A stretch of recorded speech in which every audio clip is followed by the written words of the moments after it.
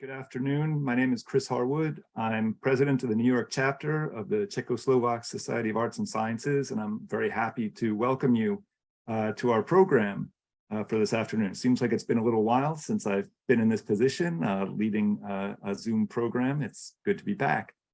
I want to just say a few thank yous and share a couple slides before I introduce our speaker of the day. So I would like to thank our supporters, first and foremost, the Bohemian Benevolent and Literary Association, our #1 sponsor who makes all of our programming possible. Also like to thank especially the Czech Ministry of Foreign Affairs, who has provided us with grants that have enabled us to put a lot of our programming up on YouTube. Precisely for that reason, I encourage you to subscribe to our YouTube channel. This is a great opportunity for you to catch up on some of our past programming that you might have missed. And in particular, you can catch our most recent program that was on Zoom, a 2-for-1 book presentation. So please check that out. Oh, one other shout out, I would encourage you to check out this event. The Documentary Film Festival in New York has a couple of features by Czech and Slovak productions. And if you see here, you've got a little discount code that you can enter if you want to register for some of these documentary films. I'm very happy to introduce our featured speaker, Michael Schouten, who is going to be joining us from Scotland to provide an overview of the fascinating life and times of his kinsman, Vojtech Naprstek, a philanthropist who became known as největší, český demokrat, that is the greatest or foremost Czech Democrat.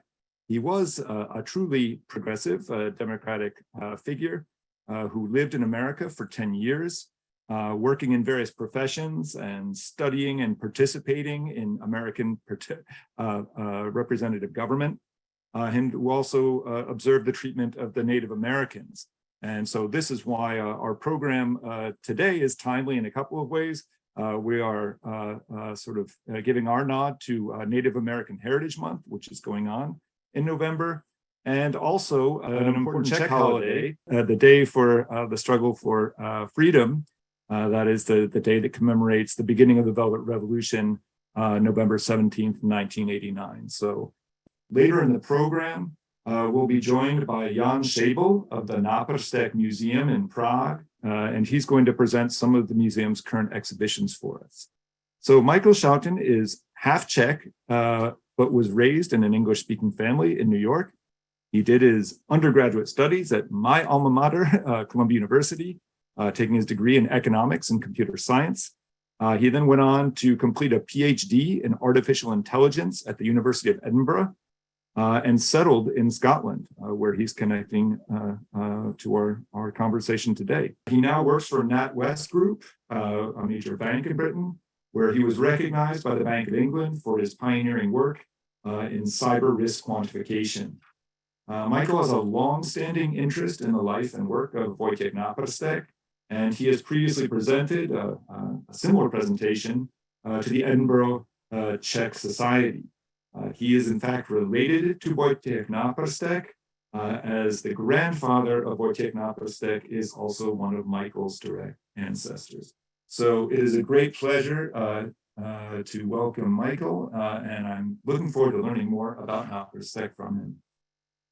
Okay, well, thanks a lot for that introduction, Chris, and thanks everyone for taking the time to join this overview of the fascinating life and times of Vojtech Naprstek. Fundamentally, Vojta Naprstek was a philanthropist who really kind of leveraged whatever resources he had to make, just for the betterment of the Czech people. He really leaves behind quite a legacy, a very diverse and rich legacy, stemming from a museum of non-European culture, a library that examines or rather chronicles the kind of expatriate experience of Czechs abroad. He was instrumental in basically progressing women's rights within the Czech Republic, and also well known for bringing in quite a few technological innovations at the time that the Czechs otherwise wouldn't have had access to, like the refrigerator, the telephone, the sewing machine, all of which improved the day-to-day life of Czechs. He's affectionately known here in this portrait on the screen by the famous Czech painter, Max Schwabensky. as the největší český demokrat, the foremost Czech Democrat, and that is really to kind of in celebration of his real commitment to education and progressive thinking and action in doing that. So in addition to his accomplishments, we're also going to look today at just his life in general, which is quite fascinating in its own right. And really the talk is going to be divided probably into four parts. First of all, we're going to kind of just do a brief survey of the kind of political landscape when Vojta was born in 1826, particularly the relationship between the Czech state, which was then known as Bohemia, and the Austrian or the Habsburg monarchy. It's quite important. Be aware of that. Then we're going to look at his upbringing through college, and we're going to see that when he was in university, he got into trouble with the law and had to basically emigrate to the United States and to kind of wait until he was, he was no longer blacklisted by the police. His 10-year period in the United States, particularly in the frontier in the Midwest, was instrumental in kind of shaping how he wanted to prioritize his focus in terms of helping the Czechs when he got back, when the exile was lifted. And so we're going to spend quite a bit of time on that 10-year stretch. And lastly, the final part of the talk will be to, again, look at what he actually did and how successful he was at doing that. Okay. So, all right. So this slide here, we're just going to take a very kind of brief foray into Czech history, kind of condense 1,000 years into a kind of a minute or two. The first thing to be aware of is that when Vojta was born in 1826, Bohemia was part of the Austrian Empire, which was ruled by the Habsburg monarchy. And Bohemia had been part of the Habsburg monarchy since 1526. It had been annexed at that time, and really the Habsburgs were, particularly when they were annexed in the 16th century, were Orthodox Catholics. The Czech was a fundamentally Protestant state. The Czechs also had a tradition of bristling against any kind of orthodoxy unless they felt that that orthodoxy was grounded in truth and was grounded in fairness. And there were problems from the get-go with the Habsburgs. And in 1620, basically after kind of a failed uprising by the Czech nobility for more freedoms, the Habsburgs implemented a policy of Germanization throughout the entire Bohemia. They effectively the nobility was decimated. The Czechs were kind of relegated to kind of a status of peasants. Rights and opportunities were stripped away. Language, they were forbidden to use the Czech language for any kind of commerce. All last names had to be Germanized. So Vojta's parents would not have been called Naprstek. They would have been called Fingerhut, which means thimble at the time. And it was really that period between 1620 and really right up to the point where Vojta was born is known as the Czech Dark Age, a real period where of stagnation and oppression. But in the few years leading up to Vojta's birth, there was a change in monarch, or a progressive monarch assumed throne, Joseph II, who was quite a Gorbachev-type figure. And he started lifting a lot of these restrictions that had basically been, the yoke of Czech society for the last 200 years. And this period of Joseph II and increased freedom is known as the Národní obrození. Now, maybe just a bit of a caveat, should be clear that I'm not a native Czech speaker. I'll do the best I can. And if anyone wants to basically provide me any suggestions on how I can improve my pronunciation, I'd be more than happy to entertain those after the talk. I'll do the best I can right now, okay? But that Národní obrození is known as the Czech national revival, and that aligns with this progressive monarch giving the Czechs their freedom back, giving them the opportunity to learn about their language, but more importantly, a chance to connect with their culture and their rich democratic heritage from prior to the Habsburg reign. And I think that because we're looking at Czech Freedom Day, November 17th, and because it plays quite an important role coming up, I think we should just take a moment and kind of just remind ourselves what this heritage actually was.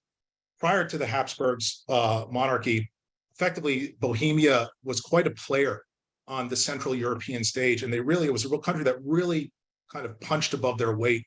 They produced some of the greatest European leaders and reformers. And we have four there on the screen. And it's just probably good to remind ourselves of who these are. On the upper left, we have Wenceslas I, the Christian king whose venerable deeds were commemorated in the Christmas carol, Good King Wenceslas, and presided over Bohemia at a time when Prague was known as the crossroads of Europe, Commerce Crossroads of Europe, reflecting the Czech tolerance for minorities and Jews, right? So there was always this inclusivity there. Moving on to Charles IV, considered největší Czech, I think the greatest Czech of all. He would have presided when Prague was the capital of the Holy Roman Empire and did quite a few notable deeds, but the one to highlight here is that he founded Charles University at the time, which is the oldest university in Central Europe. And by Central Europe, I very much mean including Germany and Austria. So the oldest university, obviously still very much a prestigious university today. The Czechs also have a great tradition of reform and bristling against orthodoxy. They don't like being told what to do if it doesn't make sense. And there's no better example of that than Jan Hus, who's the in the lower left. Now, Jan Hus challenged the Catholic orthodoxy of the time. He did not, for a variety of reasons, he didn't feel there needed to be any kind of intercession between God and the individual human being. But more importantly, he felt that all people should have access to scripture, including people that were less privileged, less fortunate. And he was burned at the stake for those beliefs. And to give an idea about, the impact that he had, the Pope, when he was burned at the stake, was reported to have said, you got to hand it to him. Even the Czech women know scripture better than my bishops. So this real emphasis on education and learning, irrespective of one's gender or one's class. And just because we are talking about orthodoxy and pushing back against the conventional orthodoxy, we would want to also mention Jan Kamensky, who again bristled against the orthodoxy of education at the time.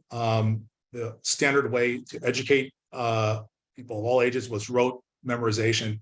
And Jan Kamensky kind of introduced, he said, look, that's not the best way to learn. Instead, the best way to learn is through doing, through logical thinking. And, as a result, he is known as the father of modern education. But again, he wasn't in an ivory tower writing journal articles that no one's going to read. He was out with the masses, introducing these themes, these topics, right? So this was the legacy that the Czechs at Vojtěch's time in the early 19th century were reconnecting with, as well as their language. There was a feeling of excitement in the air with this Czech revival, a feeling also of agitation. Reforms, even if they're introduced incrementally, never stay incremental. There was a need to push further than maybe what had been given by Joseph II. So quite an exciting time and a relatively free time in the Czech history. We're now going to focus on Vojtěch's upbringing, where he lived, his parents, and some early influences through high school. So Vojtěch was born in Prague, and the family home in the upper middle there is a big house called U Halanku, right there in the center of the old town, just a few steps away from Karlov Most, Charles the Bridge there. And it hasn't changed that much in appearance over the years. On the right-hand side, there it is today. And that, of course, is the site of the Náprsttek Museum, which Jan will talk about a bit later. But at the time when Vojtěch was born, it was a brewery and a wine distillery that was primarily run by his mother. His father died shortly after his birth, and his mother took over. And his mother deserves a bit of a brief bio here. What you'll see throughout Vojtěch's life is that he surrounded himself by really tough, strong women throughout his life that really had a big influence on his kind of life decisions.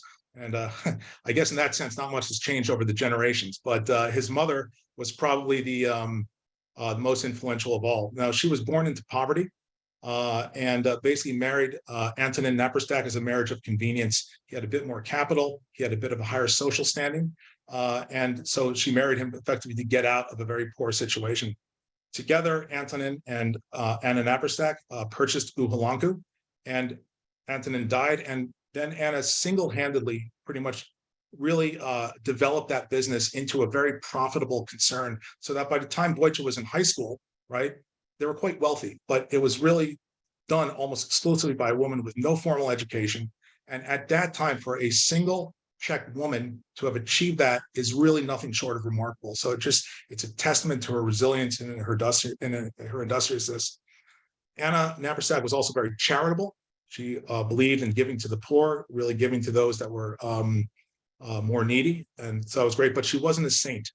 And her blind spot was really when it came to her two boys, Vojtěch and Ferdinand.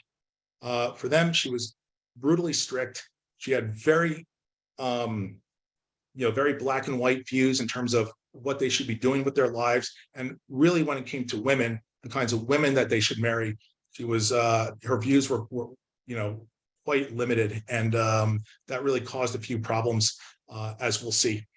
So again, this is the household that Vojta would have grown up in at the time.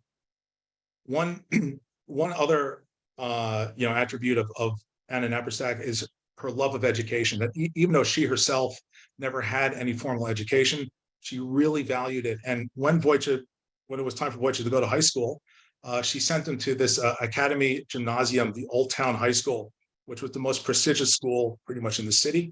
It was affiliated with the university system.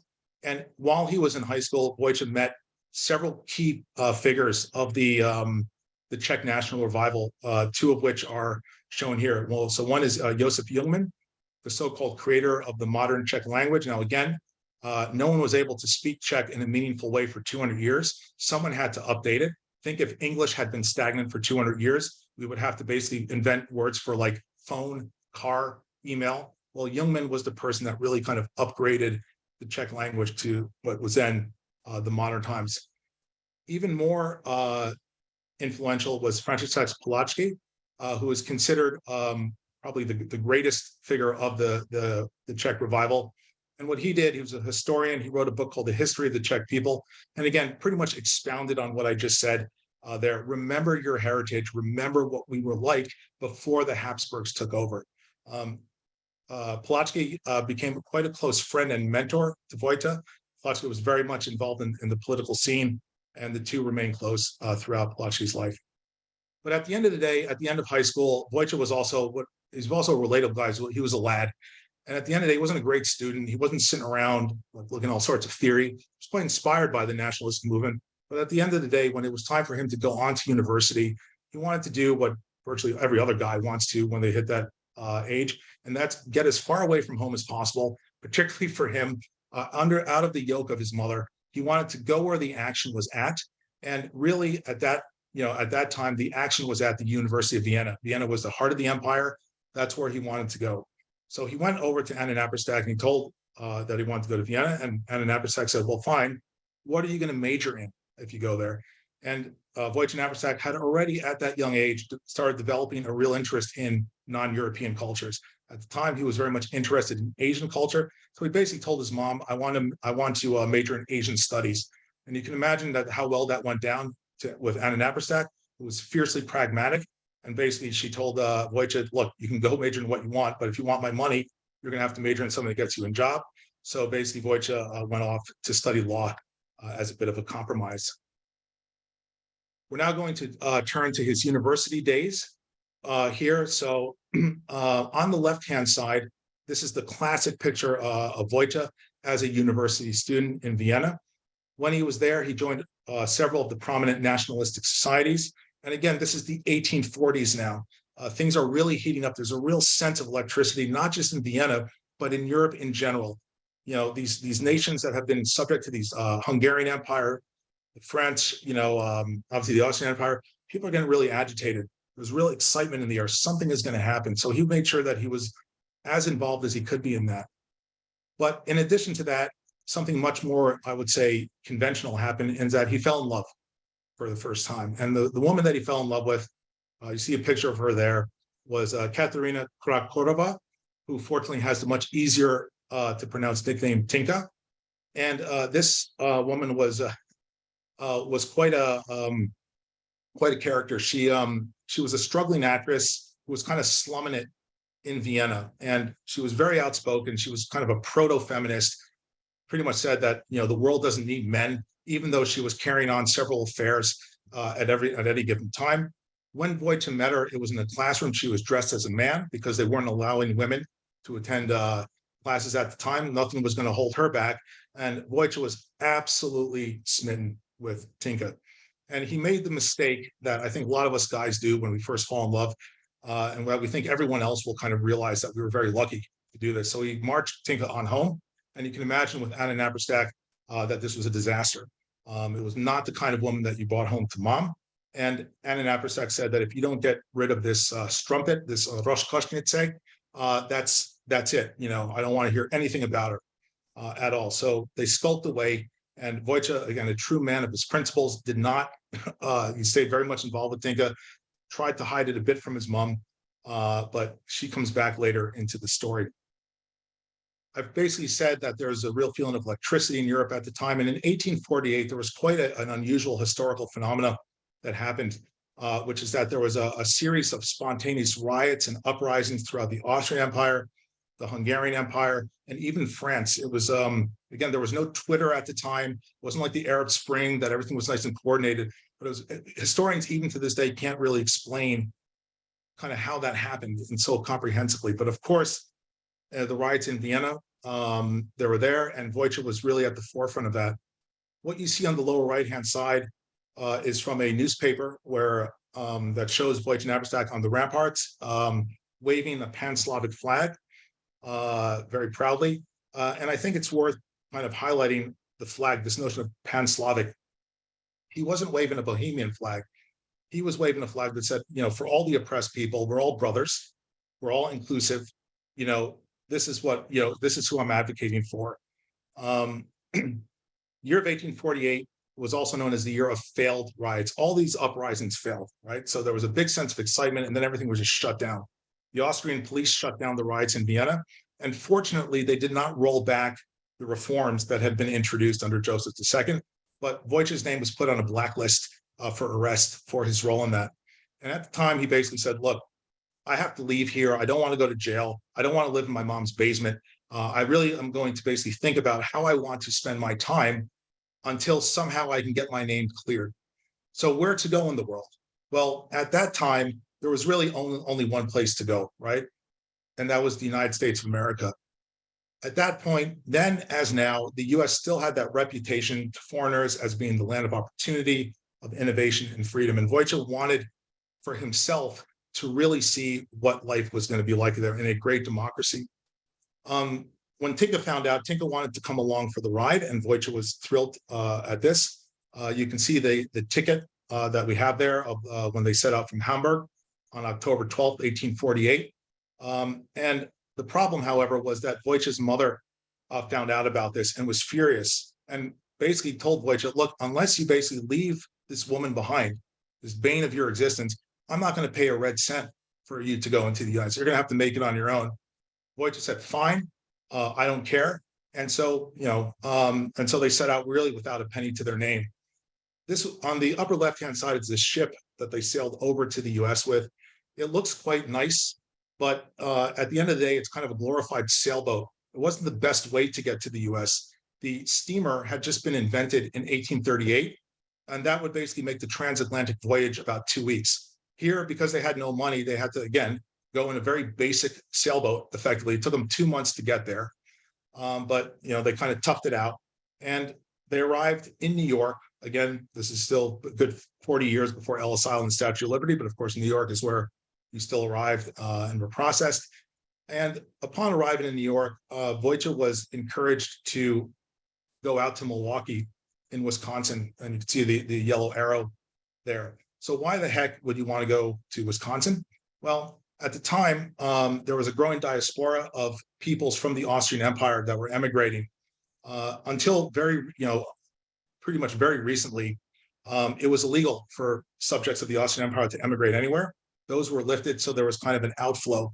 And Wisconsin was the last state to join in the Union. So that was the state where there was the most room, and they were all kind of siphoned off up there. And Vojta was kind of encouraged to kind of go and join them because, you know, it's his people, which he decided to do. Because the US played such a prominent role in Vojta's thinking going forward, it's worth to take a step back and look at what the US was like in 1848.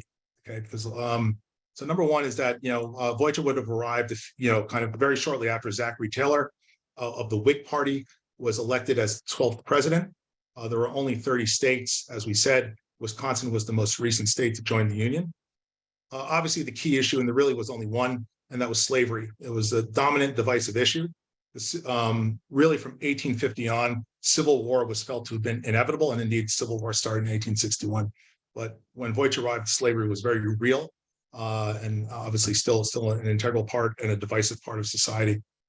1848 also marked the first year of the California Gold Rush. And really what you saw there was that classic covered wagons of settlers and prospectors making their way from the east to the west, going into effectively a bunch of unorganized territories, no man's lands, really to hopefully make a small fortune in California. California would be admitted as a state in 1850. But more generally, the US was continuing to expand westward. Wisconsin, of course, was the most recent state, but you can see there's quite a bit of territory. And with that expansion came obviously displacement of Native Americans. Really, since Columbus had arrived in the US in 1492 to about 1850, really over 90% of the Native American population had been decimated, wiped out. Forced relocation of Native Americans was legal. Andrew Jackson legalized it in 1820. And it was a horrible state of affairs, right, for the Native Americans that were trying very hard to preserve their culture, preserve their way of life, and they were just being basically steamrolled by the US. So there's a lot of hostilities. And when Vojtech settled in Milwaukee, Wisconsin, this wasn't like some nice Midwest place where you went to a Brewers game, right? This was effectively the frontier, right? This was the last state that was there to join the Union. To the west was the Minnesota Territory, sparse, only inhabited by 5,000 people. So Indian attacks and aggression was part of everyday life out there. We'll get to the consequence of that in a moment. Basically, when Vojtech and Tinka arrived in Milwaukee, they had nothing. And Vojtech was very industrious. He basically did a bit of menial labor, like hard labor, but he was very entrepreneurial and resourceful. And before long, he set up a bookshop in downtown Milwaukee. You can see the arrow there pointing to the bookshop. Now, this picture on the right-hand side would have been taken in about 1880, so about 20 or 30 years after Vojtech left.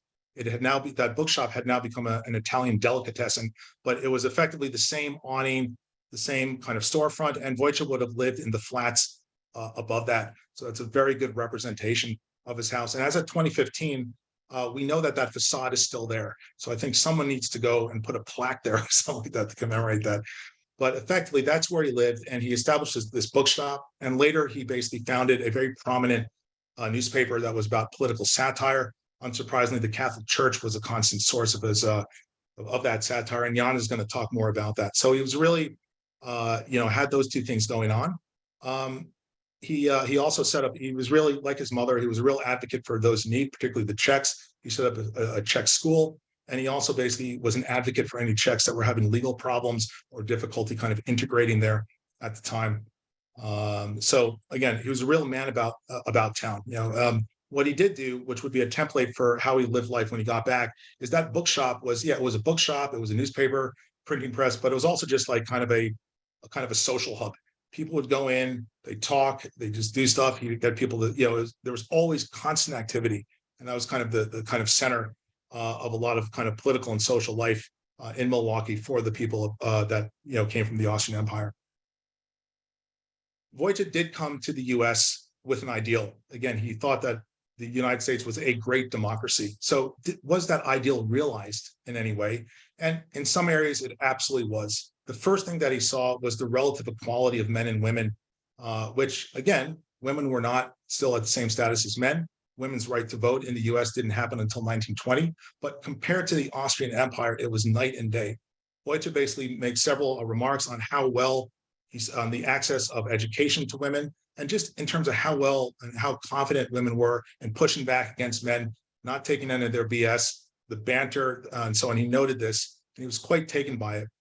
One of the reasons that he basically said that women, were able to kind of start developing, again, the qualifications to, kind of compete with men is because of the technological innovation that was going on at the time in the US. So there you had the sewing machine had just been invented, the refrigerator had just been invented.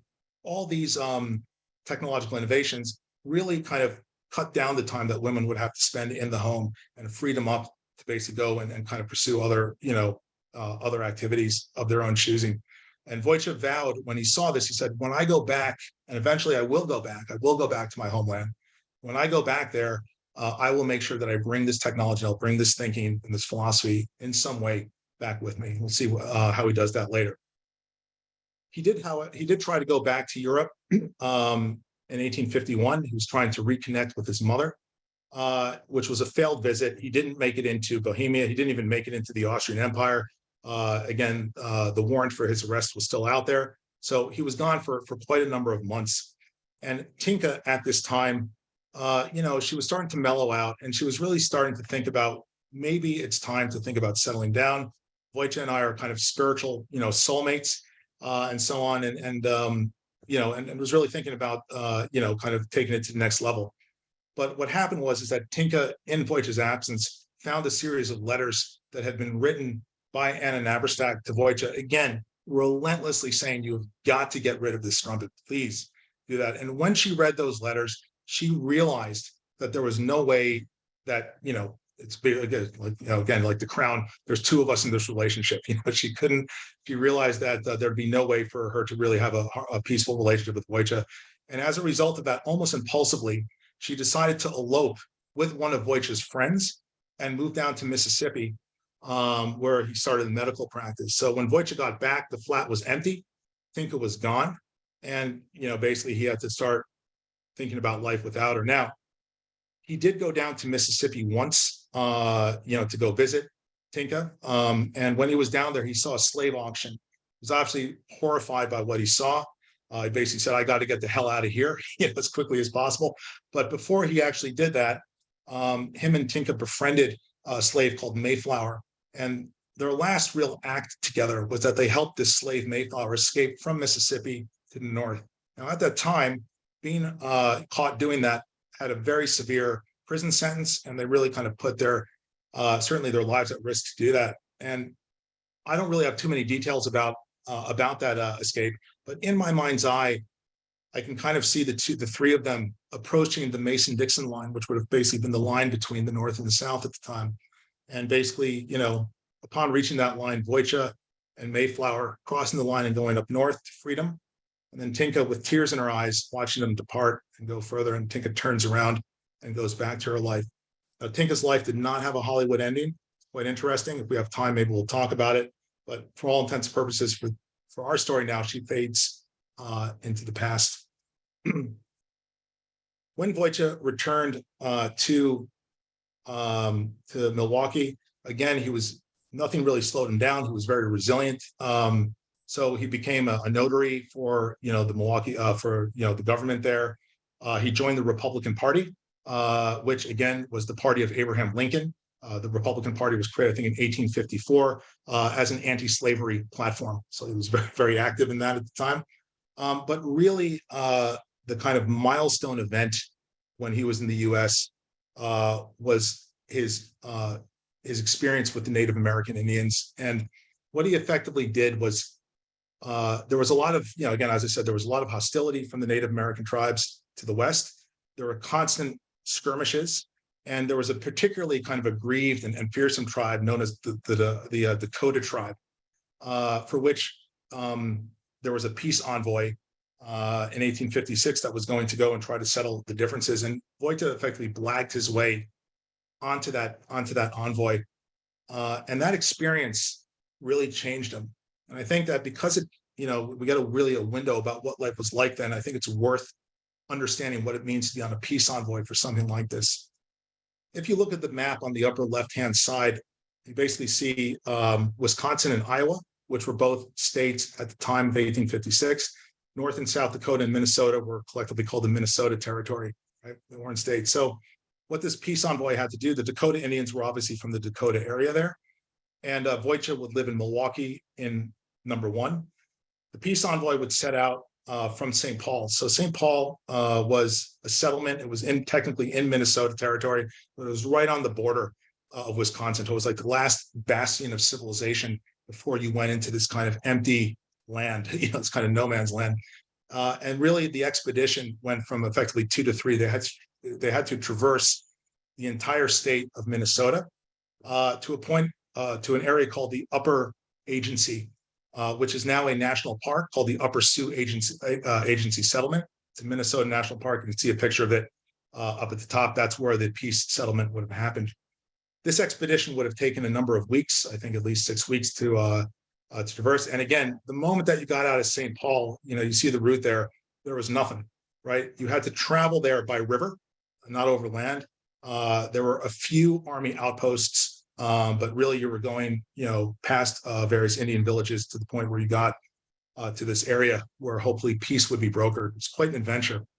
But really, when Vojtech got there to this upper agency settlement, they spent about 2 weeks there where he really kind of camped out. He learned about how Native Americans lived. And he really embraced the culture. I mean, to him, this really spoke to his interest. It also spoke to his passion about equality. He saw that, again, they were being wronged. And he really just, it was clear to the Native Americans there how much he appreciated, how much he was trying to bond with them. And he really developed a close friendship with the head of the Dakota tribe, who was known as Chief Little Crow. They developed a very close bond. And indeed, at the end of the meeting in the Upper Sioux Agency, Chief Little Crow gifted Vojtech a bison hide, which you can kind of see again in the slide below the text box. That was a very generous gift, and that is actually still in the Czech National Library there.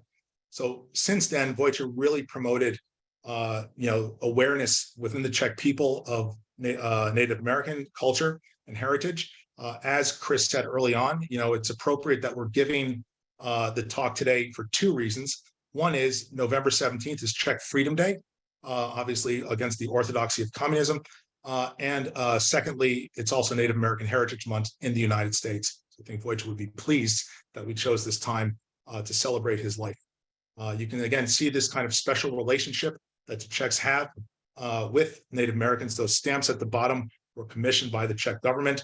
And occasionally, as Jan says, there's ongoing exhibitions in the Náprstek Museum to kind of showcase some of the learnings that Vojtech had. When Vojtech returned after 10 years, his name was cleared, and he returned back home to Uhulanku. And what you see there on the left is the picture of Vojtech in 1858, 1859, thereabouts, when he returned. And you can see a man now that was a bit more seasoned. Yeah, he's older, he's had some life experience, and really what you can see in his face and his eyes is a determination. Now he wants to start realizing this designation of a Český demokrat. He wants to basically apply these learnings, these lessons from the US in his life and really start doing some good. Now, before we talk about how he did that, we should probably talk about the kind of the people in his life or the state of Uhulanku when he returned. His mother, Vojta Naprstek, was still ruling the roost with an iron fist, but his mother did at the time have an aide to help her. And that aide was Josefa Krišková, who we can see on the right-hand side. Now, Josefa was effectively a servant girl, I guess you could say. She came in initially just to do odd menial jobs, but was so talented and resourceful and humble that she really became Anna Naprstek's right-hand woman, I guess you could say, and really helped Anna run that brewery and that distillery. And over time, Vojtech and Josefa developed really deep feelings for each other, and a very different kind of person than Tinka was. So at one point, Vojtech went over to Anna Naprstek, his mother, to say, I really love Josefa. She's lovely. I mean, I really want to marry her, Mom. And unfortunately, his mom basically said, there can only be one woman in this house, and that's me. And if you want to marry Josefa, you're just going to have to wait till I die. It was just too much for her. As I said, that was her blind spot. I think paradoxically, Anna Naprstek was a bit like the nouveau riche at the time. She almost, forgot that she came from nothing to this, and she really wanted her sons to marry into like high society or something like that. There was a mixture of things, but she did say, Josefa is wonderful. I can't begrudge you for falling in love with her, but you're just going to have to wait till I die to consummate that. And they chose to wait. But one thing where Anna Naprstek was truly supportive of, now they were quite wealthy, was charity and giving. And Anna Naprstek said, look, to Vojtech, I'll give you whatever money you want, so long as you're doing it to help those people that are disenfranchised, as long as you're there to kind of improve the betterment of society. One of the first things that Vojtech did was he opened up Uhulanku as effectively the same kind of social hub that he did back in Milwaukee. It was a place where all the intelligentsia, people from all walks of life, would come in, hang out. There were impromptu lectures from the top biologists, top scientists. Thomas Masaryk, the future president of Czechoslovakia, was a frequent guest. And one of the things that he did was that he reserved for 2 nights a week his main library there for women. And he set up a club that was called the American Ladies Club. Why American? Well, obviously, this was inspired by his experience in America, but also the word America, again, then as now had this kind of connotation of modernity, right? So it's a modern, it's a progressive club. And this was initially founded with some of the top female trailblazers, Czech trailblazers at the time. Božena Němcová was involved, a handful of others, again, you have a list, but the bottom line is that what it promoted was a place where women could come twice a week, to learn, to congregate, to kind of engage with the top thinkers at the time. And really, it was hugely popular. Before long, there were 200 members there. And before the Soviet Union shut it down in 1948, again, it lasted well beyond Vojta's death, about 1,500 women, many of them that become really prominent, contributing value to society, passed through that and vanished from there. So the American Ladies Club is really a true testament, to Vojta's ambition to bring both progressive thinking and progressive technology back to Bohemia.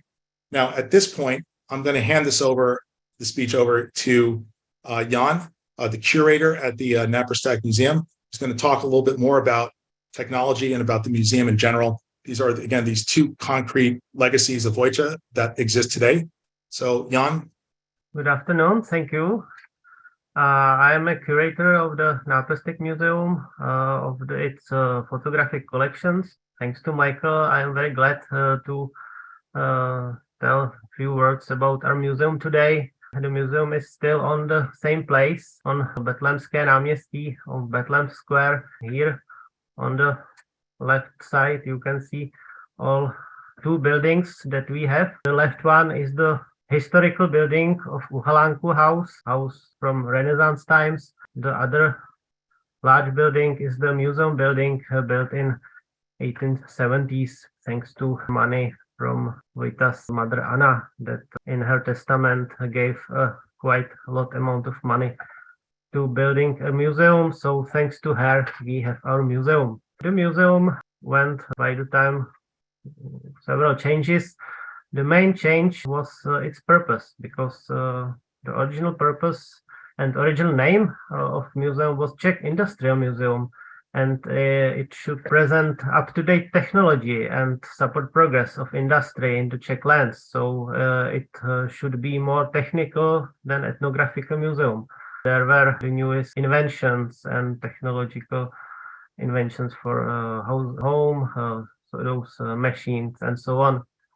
But Vojta Naprstek had a lot of friends among travelers and countrymen, and they sent him from their travels some native items to be shown in a museum and show how various things looks like in different countries and so on. And also there was Vojta's interest from his youth on Orient lands and Asian lands. So the amount of these items by the time outweighed the technical ones. By the time the museum changed from Industrial Museum to the later name, since 1930s, it was called Náprstek Museum of General Ethnography. Here we can see it changed purpose. Although it was originally built as a private institution, but after that of Vojta Naprstek and his wife, for financial reasons, there were negotiations to become a state museum. So since 1930s, since 1931, it was taken by a state and nationalized, and since 1940s, it is joined until today with the National Museum in Prague. So until today, Náprstek Museum is administrative part of the National Museum, but still bears name of its founder. You can say today Náprstek Museum is the only museum institution in the Czech Republic that is focused on material and spiritual heritage of non-European cultures and civilizations. There were also some changes in collections, because with the change of purpose also changed the collections, and museum became part of the National Museum. There were also some transfers of items. So the original technical industrial items were given to a newly built technical museum in Prague, and also from another institutions came items to the Náprstek Museum of non-European ethnographic items. For example, what is interesting, Michael spoke about expedition to Dakota tribe and items that he gave from Little Crow. chief. Vojta, at first, when he was in America, that sent to the National Museum to Prague because he yet haven't his own museum. So a large part of these items were stored in the National Museum, and later, when the focus of Náprstek Museum changed, came back to its collections. So our collections are quite large. Here are a list what museum collections are. They are from all around the world. They are divided mostly by geography. There is very important collection of prehistory and ancient Near East and Africa with very valuable items from, especially from ancient Egypt. And I have to mention also colleagues' activities because since 2009, my colleague Krpala Onderka leads expedition to Wat Ben Naga in today's Sudan, and they are making excavations there until today. Just in a few weeks, he will go there again. So our museum is also has these activities. There is also an interesting collection of coins and medals, and the largest collection in kind of number of items are Asian collections, especially Chinese, but also Japanese and Indian, and from the Near East. And there are also large collections from Africa and Australia and Oceania, and also from North and South America.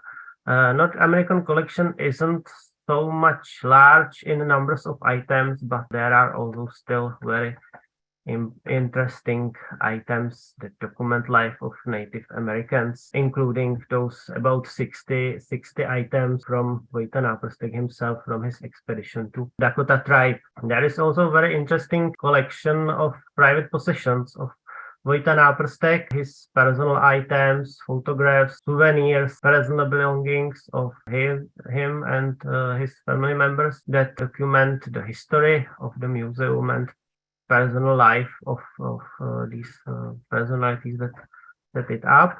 And there are also very large photographic collections that I am curator of. So there is also a large collection of negatives and slides and photographs and also some films. They are also for over 40,000 items, just one in one collection. And there is also another historical collection of photographs, and these collections are very large. But it's not only museum collections. Important part of our institution is also library that is older than museum itself. Library was set up before the museum, and it has three parts. The first part is a historical library that was built by Vojta Naprstek since his return from the US, and today it's preserved as historical library, but it consists of the historical books since 18th century. Not only Czech books, but also in other languages. Very important part is also compatriots library, because Vojta Naprstek himself, for a part of his life, was a kind of compatriot, and also he publishes this magazine Milwaukee Flugblätter when he was in Milwaukee. So it's one of magazines published by Czechs living abroad that are stored in these collections. There are magazines, also books published by Czechs living abroad, mainly in the US, but also in other countries. And other third part of library is professional library, connected with today's focus of museum, focused on ethnography of non-European cultures. Library itself has also other interesting collections of other things, not books. There are also posters, postcards, and exhibit collection. And very valuable source of information is archive of Náprstek Museum that has archival funds of Vojta Naprstek and his family and friends, and also other famous personalities connected with Náprstek Museum, mainly travelers and collectors that built its collections. There is also compatriot collections and very important and interesting scrapbooks collections, because Vojta Naprstek made scrapbooks from newspapers of his time. There are large books with scraps of articles from newspapers. They are selected from various themes that he was interested in. So today they are over 130 those scrapbooks, and they are also very valuable source of information. Náprstek Museum has large collections, but only a small part, unfortunately, for the dimensions of exhibition halls, can be at time presented to public. Most part of these collections is stored in depot, but we hope it in some few years may change, because there are plans for building a new depot for our collections and reconstruction of these exhibition buildings on Betlémské náměstí, and building a new exhibitions in all possible place that will be possible. So today, if you come to Náprstek Museum, there are two long-term exhibitions, one large, one very small. Large is from 1990s exhibition cultures of Australia and Oceania, that you can see top left. There are items from Oceania Islands and Australia. And other part of long-term exhibitions is a part mostly text informations about Vojta Naprstek and his life. That is, you can see on the top right. And now we have two exhibitions also. The first one called Faces of War, and it's about war and the phenomenon of war in different cultures, including Native American cultures. From this exhibition, you can see that beautiful headdress of Native Americans. And another exhibition, it's called Around the World in 80 Days, and it's inspired by a novel by Jules Verne. And on the plot of this novel, we can show various cultures where these virtual Filas folk travel. These places are presented by real items from our collections, and we also mentioned some real travelers, Czech travelers, that in this time traveled in the same territories. If you cannot go to Prague to visit museum personally, you can visit several possibilities to visit our museum online. So here's the list of the main online resources you can visit. The first on top is the homepage of the National Museum, a part devoted to Náprstek Museum. It's in English. There you can see information about our exhibitions and also about some events that are prepared. Second one, it's called eSbírky, or electronic collections in translation. It's the selection of museum items that are presented online, so you can browse. There are a lot of museum items, also photographs, also those beautiful daguerreotype portraits of Vojta Naprstek and Tinka are there for you to see. Selected archival and photographic collections are also on Porta Vademecum, it's in the middle. And on Kramerius Digital Library, there are magazines published by compatriots in the US, for example, American Slavia, and you can browse also all magazines of Milwaukee Flugblätter that Vojta Naprstek at first published as some kind of advertisement for his bookshop, but later it developed quite satirical magazine where he made jokes from Orthodox Church, from Roman Church. So it was his magazine in Milwaukee. And the last but also very important one are our magazine, mostly in English. Articles are also in French or German, and also of the Náprstek Museum, our scientific journal that is published since 1962. So we have anniversary this year, and in this journal are presented mostly articles connected with non-European ethnography and Náprstek Museum's collections. So I think it's for now for me. I give word back to Michael. Thank you very much. Thank you very much, Jan, for that. Really appreciate that. I would really encourage anyone that happens to be in Prague to visit Náprstek Museum. It's right there near all the major sites. So, and obviously you can contact Jan for any more details on that.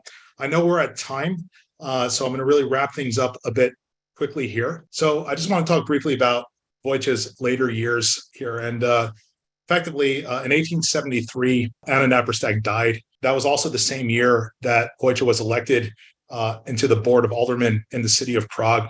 And in municipal politics, that's really where Vojta had his calling. And we'll talk about kind of what he did in that capacity in a moment. But of course, the other big event was that the mother was dead. He could now marry Josefa. And effectively, they got married a few years after mother's death.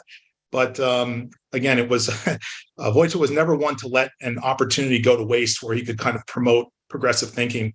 So he basically, again, in the tradition of bucking against orthodoxy, he wanted to get married in a civil ceremony as opposed to in the conventional church wedding. And again, in 1875, that was the first Czech civil ceremony there. So I was happy about doing that. But really, his accomplishments as a politician were quite numerous. He was always thinking, what can we do? How can we improve Prague, the day-to-day life? He was a strong advocate for again, putting tar on roads, moving from horse and buggies to electric trams. He was a big proto-environmentalist and really advocated for large fields, large kind of green areas and thereabouts. And he really, again, you can have a separate talk on really everything he achieved in those 20 years as politician. Again, he was constantly at a battle with the tabloids, like the equivalent of the New York Daily News and New York Post. What you can kind of see up there on the upper right-hand side is a caricature that one of the tabloids did of Vojta when he was actually advocating for dogs. Felt that dogs weren't really being treated well there and that they should have more freedom. And it was basically tabloids kind of making fun of him. Look at this guy, basically now he's advocating for dogs. But he didn't care. Nothing stopped him. Nothing knocked him down. He was about the most resilient person that I've ever studied in terms of that. If something didn't work, he would just move on to the next thing. One of the last things he did before he died was he commissioned the Petrine Tower on the lower left. Again, he was on the equivalent of the board of trustees for that. And when he died, he did have a ticket to that tower in his breast pocket. When he died as well, it was his wish to be cremated, primarily for environmental reasons. And at the time, again, it was still very Catholic in Bohemia. So it was illegal to be cremated, but again, never letting an event go to waste. Basically had his body transported to Germany and was cremated there. And the urn and the ashes sit now within the Náprstek Museum. So even in death, he was making a statement of progressive thinking, pushing the envelope, always asking why. Why are we doing this? What's the point? How can we be better? In doing so, I'll just wrap up maybe with a few thoughts and acknowledgements. And one is I'd like to thank Jan, who's been working with me for the last few weeks on this. This presentation has been kind of kicking around my family for a number of years, and it was really good to kind of give it a facelift now. Most of the pictures that you'll see in here, first about 80% of them, have come from the Náprstek library itself and that have been digitized in the archive. Jan's been invaluable. Providing me with those pictures, but more importantly, basically fact-checking a lot of the timelines. Because to be honest, most of this, a lot of what I know comes down through family lore. Also, notes that my grandmother will have written about this, I relied heavily on as well for the more human element. It's great to work with Jan to kind of integrate those two points. My big takeaway from revisiting Vojta's life was that here was a guy that had a really respectable, admirable set of principles, and then just lived life to the fullest, embraced each day, was resilient. Didn't matter if he was rich, poor, he really tried to make the most of what he had. And to some extent, I think that's something that we can all learn from it from time to time. So there's a real kind of model for that above and beyond just his concrete legacies. The last thing that I would like to do is I would like to just say that this presentation is done in memory of my own grandfather, Karl Naprstek. Both my grandfather and my grandmother, Vojta Naprstek, were hugely influential in my life growing up. And, my mom and I talked quite a bit about Grandpa, over the course of doing this presentation. One of the things that my mom noted was that it was nearly 100 years to the day after Vojta and Tinka set off in 1848 that my grandfather set off from Prague to New York to start his own career. At the time, that was quite a coincidence. And that career was in the United Nations, right? So, and I think that is certainly an organization that, based on what we've seen from Vojta, that he would have approved of, supported, and probably been involved with had it existed at his time. So thank you for that. And thank you, everyone, for attending and listening. Appreciate that. Thank you. Thank you so much, Michael and Jan, for a fantastic presentation. It's wonderful to hear, to get so much information about this character and presented in such a lively and compelling way. We have run a little long in the time of the presentation, so I'm not sure if we can have a full-length Q&A session. I was fascinated, Michael, by your presentation of Náprstek's irreverent response to the Catholic Church. Are you aware whether his own convictions leaned more Protestant or atheist or elsewhere? I would probably say more secular. Again, if you look at Protestant, the Jan Hus, the Hussites obviously was breaking that orthodoxy out of the Catholic Church. And I'm not really sure if he was agnostic or not, but clearly having the civil ceremony, he just didn't like to be told what to do by convention. If it wasn't grounded in truth and fairness, and that's it. So he was making a statement against that. Yeah. Another question of course, he would have embraced the works of Wenceslas, the Christian king, and so forth, and obviously been supportive of that. Another question I wondered is what his language skills might have been. I assume if he studied in Vienna, his German was very good. And do we know how good his English got in his time in the US? I don't know how good his English was. I mean, maybe Jan could talk to that. But of course, his newspaper, because the majority of people that were in this Milwaukee at the time were still German speaking in the Austrian Empire, the newspaper had to be published in German, right? So he's fluent in German. As again, most Czechs of that time would have been, still because of this holdover of the Germanization and so forth. So Czechs would have known German quite well. He certainly would have had to have known English well enough to become a notary in Milwaukee. I'm not sure, Jan, if you know what his level of fluency was in English. Well, as far as I know, so when he went to US, his English wasn't so good. So he learned most of his English when he stayed in the US. So it improved by the time he lived there. So at first it wasn't so much good. It was also one of the reasons that he settled in Milwaukee, that were a large community of German-speaking citizens from Central Europe. So his German was, of course, very, very fluent. And we can assume that his English also improved by these years he spent in the US. So